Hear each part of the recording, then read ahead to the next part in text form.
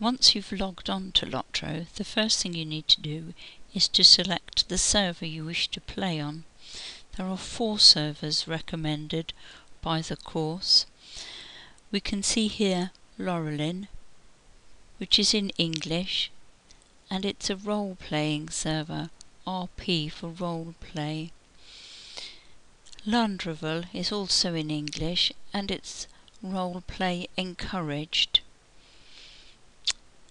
These other servers are in different languages, so you might want to choose one of those if you wish to play in another language, but those aren't the servers for this course.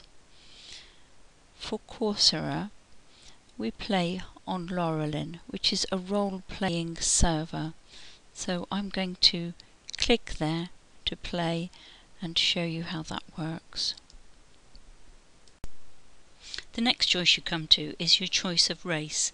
So you can see here you can choose to be a man, a dwarf, a hobbit and an elf, male or female. All races apart from dwarf have this choice. Dwarfs can only be male.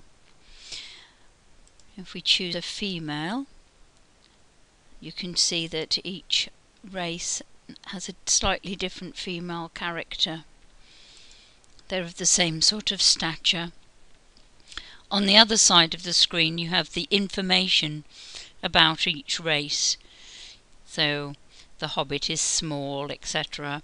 And you can play a movie about each race.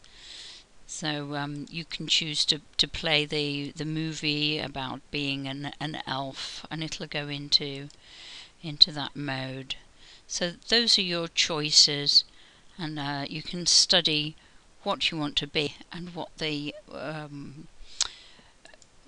benefits are of each race.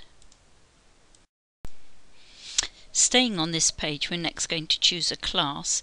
As you can see, if you're going to choose an elf, you can't be a burglar or a captain. If you choose a hobbit, you can be a burglar but not a captain or a champion. So that's another choice you have to make.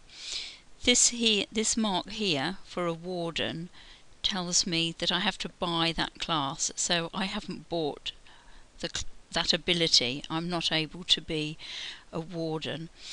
Over here you can see the information on the class.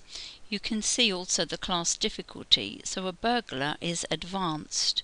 For your first choice you might want to be something easier to play, such as a hunter, which is a basic play. Again, on this screen you can see all the information about what your role contains and how you will play the game.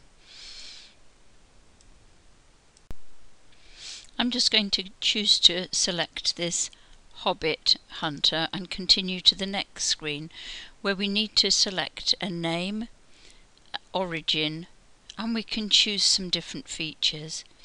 Now if you're going to choose different origins, it tells you down here the lore and naming guidelines. Okay, it's pretty much the same for each of them. The things that change the most on origins is your skin colour. So fallow hides tend to be fairer than halfwoods, who can be quite dark. That's the same for each race.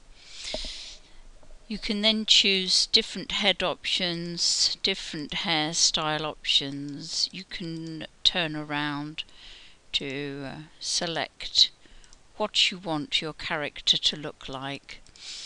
You can also choose different mouth option and details such as scars and beauty spots. The name can be randomized, but very often these names are already taken.